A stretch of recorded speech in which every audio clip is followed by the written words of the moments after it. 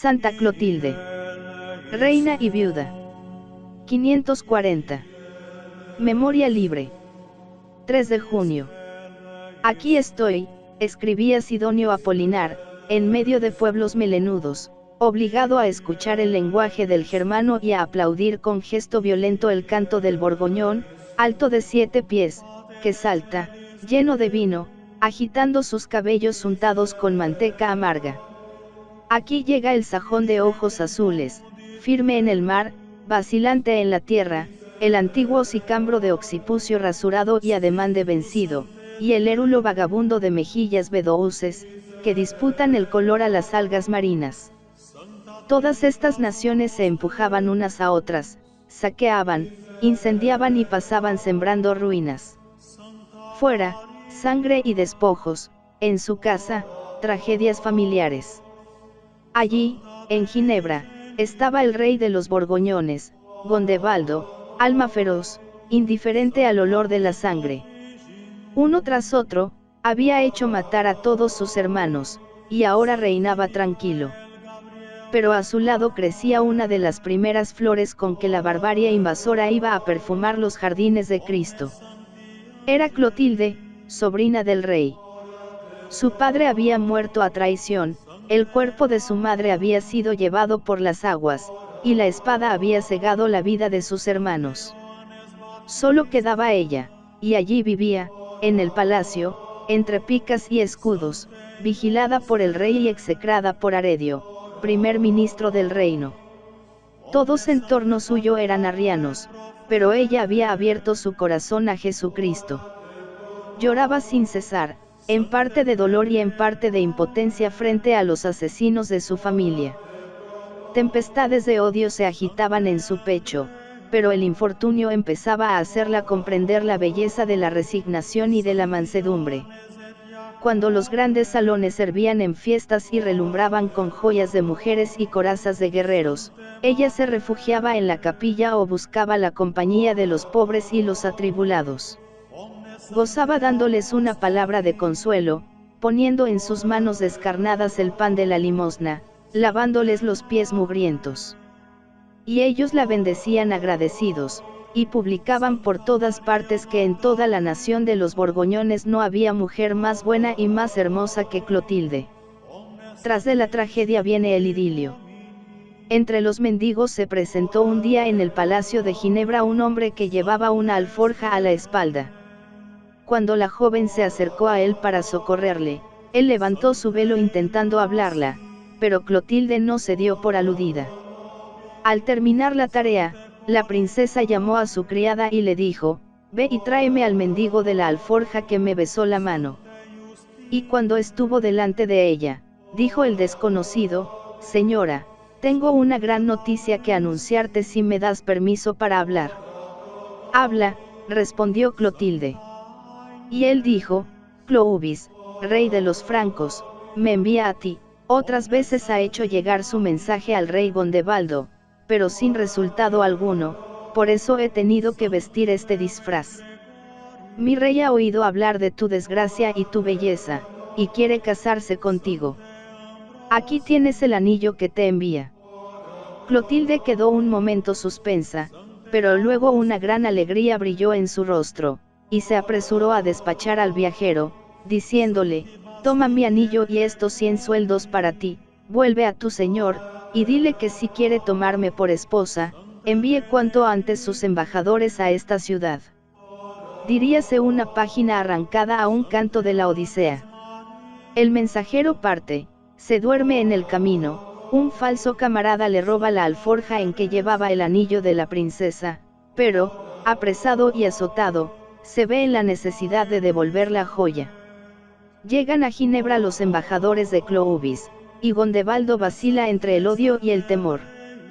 Vence el temor a los ejércitos francos, y los embajadores, después de presentar un sueldo y un dinero, según se acostumbraba en los esponsales, se llevan a la princesa.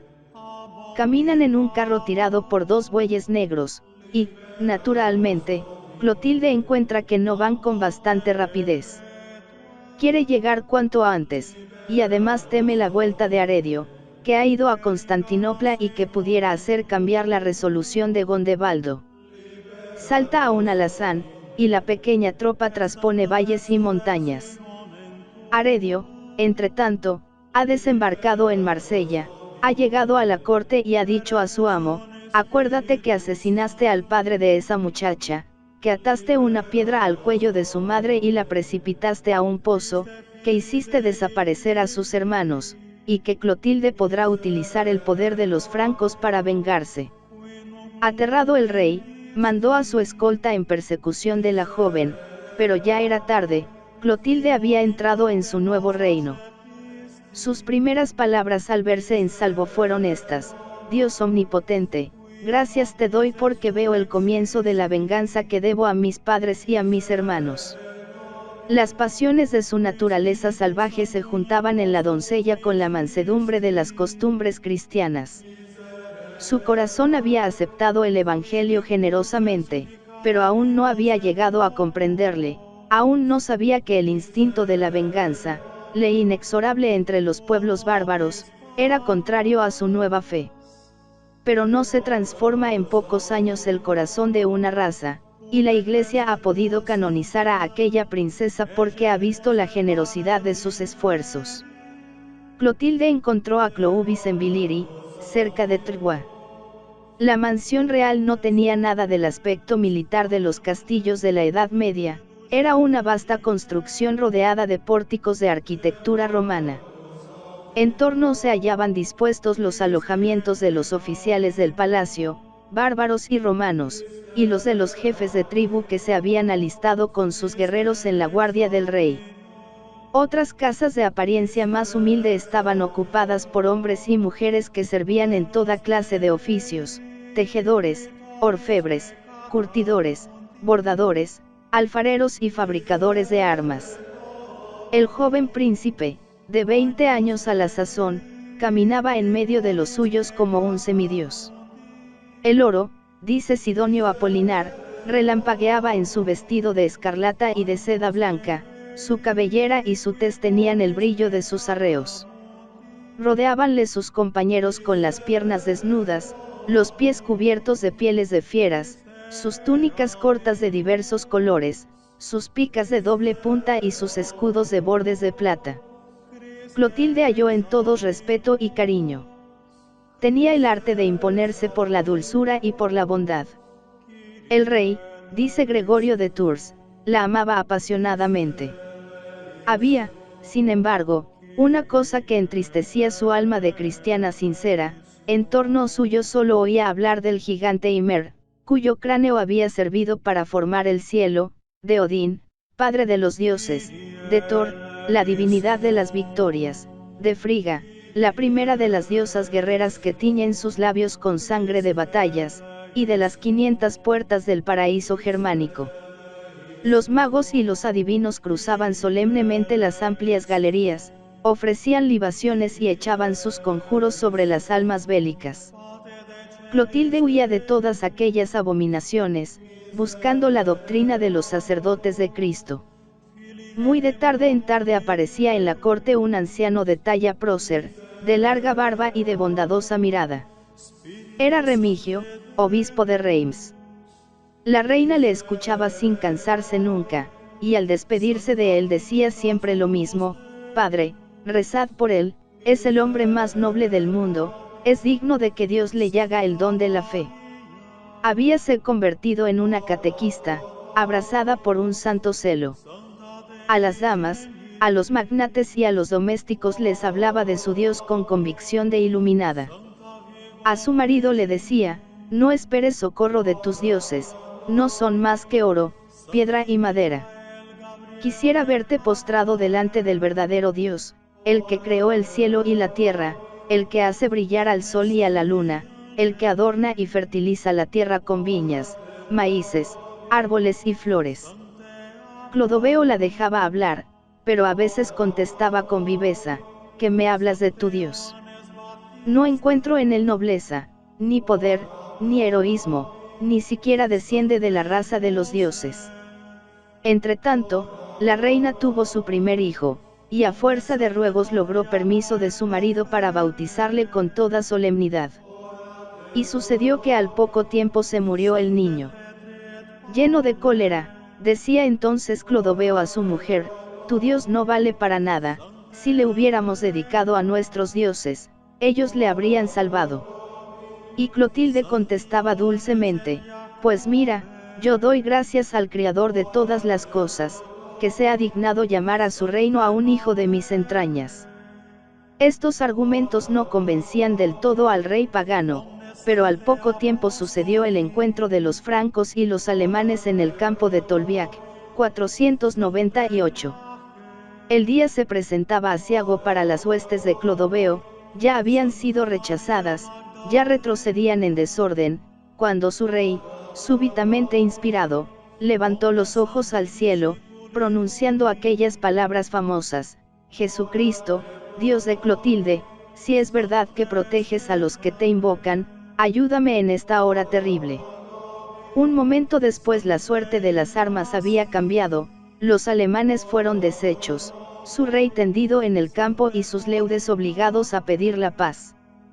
Al poco tiempo Remigio derramaba el agua del bautismo sobre la cabeza del vencedor, con el rey se bautizaron sus guerreros, en pocos días todo el reino de los francos entraba en la iglesia, poniendo a la cabeza de su código nacional aquel grito entusiasta que es una confesión de fe: ¡Viva Cristo, que ama a los francos! De esta suerte, la fe, una mujer y su dulzura conquistaron todo un pueblo para Cristo. Clotilde había realizado su grande obra, su corazón se llenaba de alegría al ver cómo la bendición de Dios descendía sobre su nueva patria. El pueblo franco se robustecía, aumentaba cada día la gloria de su marido, y la terrible Francisca, la espada de sus guerreros, triunfaba en todas las fronteras. Ella, entretanto, lloraba de gozo y se deshacía en acción de gracias delante del altar, arrojaba del palacio los últimos restos de la idolatría y repartía sus tesoros entre los necesitados. Al morir su mando, en 509, ya no piensa más que en entregarse por completo a Dios. Asidua en las limosnas, dice Gregorio de Tours, en las vigilias infatigable, perfecta en la castidad, era honrada por todos a causa de la grandeza de su vida. No parecía una reina, sino una monja. Iba de París a Tours y de Tours a París, visitando constantemente a sus dos santos patronos, Martín y Genoveva, adornando y enriqueciendo con regia esplendidez el templo de la Virgen y dejando ante el altar del confesor sus joyas, sus lágrimas y sus fervientes oraciones.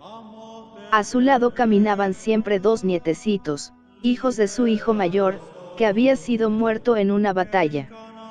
El pueblo gozaba viendo a la santa abuela acompañada de aquellos adolescentes, que no acertaban a separarse de ella. Pero un destino terrible aguardaba a los regios vástagos. Fue una tragedia semejante a otras que Clotilde había presenciado siendo niña en el Palacio de Ginebra. La reina estaba en París, y allí se habían reunido también sus dos hijos Childeberto y Clotario, que se habían repartido el reino de Clodoveo. Venían, así habían hecho creer a la gente, para restablecer en el trono a los jóvenes príncipes. Y un día Clotilde recibió este mensaje: envíanos a los niños para que sean levantados sobre el pavés. Llena de alegría, ella les dio de comer y de beber, les vistió sus túnicas más hermosas, y después de abrazarles muchas veces, envióles juntamente con sus preceptors y la escolta de muchachos que jugaban y estudiaban con ellos. Id, les dijo, si os veo reinar, me olvidaré de la muerte de mi hijo Clodomiro. Poco después llega a su presencia un senador, uno de aquellos hombres, con alma de esclavo, que sirven para asociarse al crimen o para atarse a la gleba. Mostrando unas tijeras y una espada desnuda, dice a la anciana: oh reina gloriosa, tus hijos, nuestros señores, desean conocer tu voluntad en lo que se refiere a los pequeñuelos. ¿Quieres que se les corten los cabellos con estas tijeras o que se les degüelle con esta espada? Cortar la cabellera a un franco era hacer de él un paria, condenarle a la infamia y a la deshonra. Llena de terror, cegada por la cólera, mirando alternativamente la espada y las tijeras, sin darse cuenta de lo que decía, respondió: si mis nietos no han de reinar, quiero verlos muertos antes que rasurados. Y, deshecha en llanto, entró en la Basílica de Santa Genoveva, junto a la cual vivía, y cayó exánime junto al altar. Entretanto, la sangre de los niños manchaba el Palacio de las Termas, antigua residencia de Juliano el Apóstata. Realizad vuestro proyecto, había dicho el senador a sus amos, la reina me ha dado su aprobación. Cloitario entonces tomó al mayor de los príncipes, le arrojó en tierra y le hundió su cuchillo en el costado. Al oír los gritos del herido, su hermano se arrojó a los pies de Childeberto, y abrazando sus rodillas, le decía sollozando: oh buen padre, auxíliame para que no hagan conmigo lo que han hecho con mi hermano. Childeberto rompió a llorar y dijo: déjame esta vida, dulce hermano mío, y yo te daré en cambio todo lo que quieras. Pero Clotario respondió: arroja al pequeño, o te mato a ti en su lugar. Eres tú el instigador del crimen, y ahora quieres hacer que falte a mi palabra. Childeberto rechazó al niño, y Clotario hizo con él como había hecho con su hermano. El dolor venía a ensombrecer los últimos días de aquella madre desgraciada y a purificar y subyugar por completo aquel corazón fuerte y noble, arrancando de él los últimos resabios de la barbarie. Por su origen, Clotilde era violenta, impetuosa, ardiente, como Brunilda, la heroína de la epopeya germánica, pero la gracia puso en su vida las más puras esencias del Evangelio.